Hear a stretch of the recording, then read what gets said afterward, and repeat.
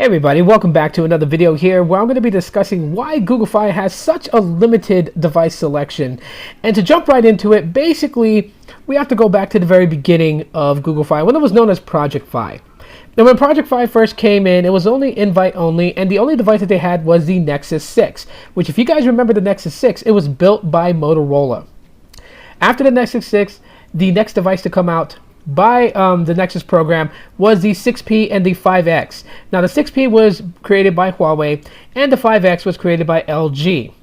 And so you had three devices that you could choose from, and eventually those devices started to fade away as the Pixels came out. Now when the Pixel came out, basically you still had access with the Nexus devices, but you also had the Pixel.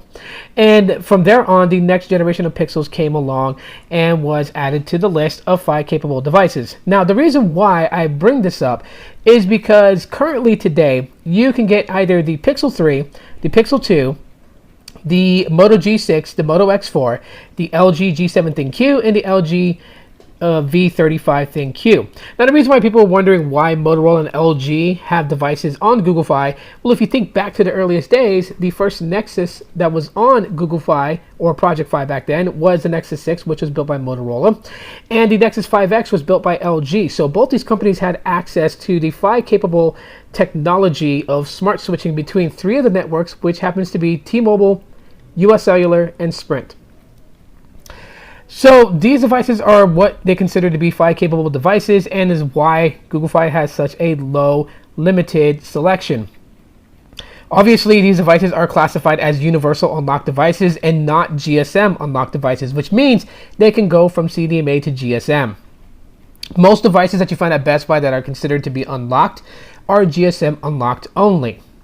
However, when Project Fi was revamped up and pushed out to the public as no longer a beta test, it became Google Fi. And one of the biggest stamps that Google did was that they opened up Google Fi to a BYOD program, which allowed you to bring an unlocked GSM device to them. However, by doing so, those devices would only have access to T-Mobile's network, as T-Mobile was the GSM company that's partnered with Google Fi.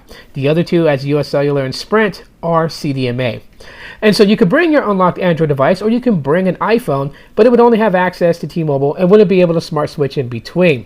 Now some people frown upon that because those who are heavy users of data would sit there and say, I can go to Metro by T-Mobile, or I can go to Cricket and use my unlocked GSM device there and have an unlimited data service.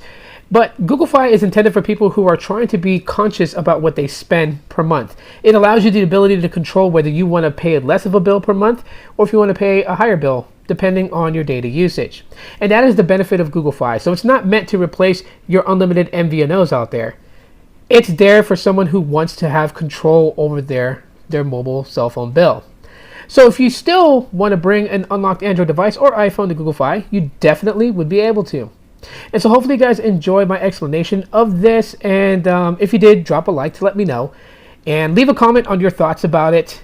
And yeah, that's it for now. Thanks so much for checking it out. If you have not subscribed, please do hit that subscribe button and the bell option so you guys know when I upload a video. And as always, everybody, have a great night and aloha.